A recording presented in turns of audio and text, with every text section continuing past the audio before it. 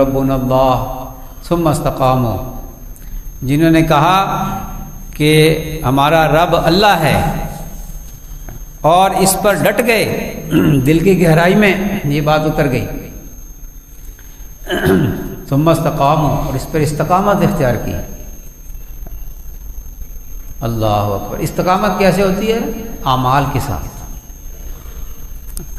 اعمال کے ساتھ ہوتی ہے، دل کی پختگی کے ساتھ ہوتی ہے، یہ کسی سے متاثر نہیں ہوتا، وہ دل کے اندر جو پختگی ہے، دل کی گہرائی میں اتر جانا، ایمان اس کا نام یقین ہے۔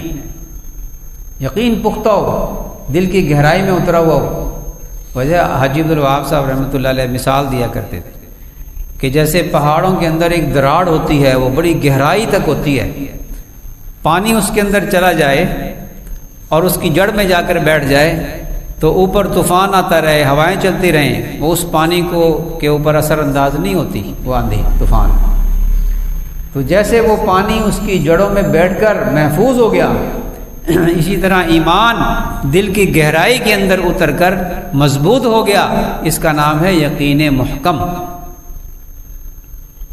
یہ جتنا مضبوط ہوگا، دنیا کے حوادث اس کے ایمان پر اثر انداز نہیں ہوگی، دنیا کا ماحول اثر انداز نہیں ہوگا۔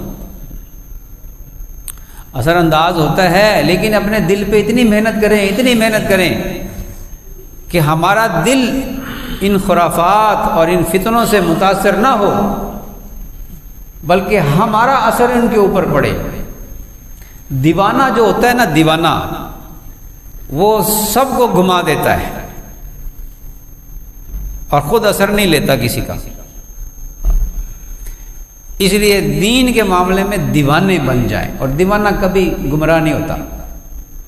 جو دیوانہ نا، جو اللہ کی محبت میں دیوانہ جو ہو جاتا ہے، وہ گمراہ نہیں ہوتا، اور اس کے اندر وہ صفات بھی آنا شروع ہو جاتی ہیں جو اللہ تعالیٰ بندے کے لیے پسند فرماتا ہے۔ اس لیے کیونکہ اللہ فرماتے ہیں کہ اگر تم دین کو چھوڑ دو گے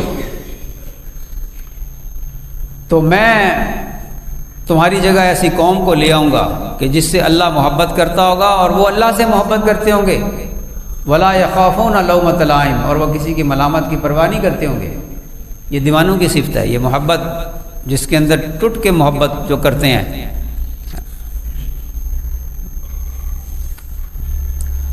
تو ایسے بن جائیں کہ جن کے بارے میں اللہ نے فرمایا ان الذین قالوا ربنا اللہ، جنہوں نے یہ کہا کہ ہمارا رب اللہ ہے، ثم استقاموا، پھر استقامت حاصل کر لی،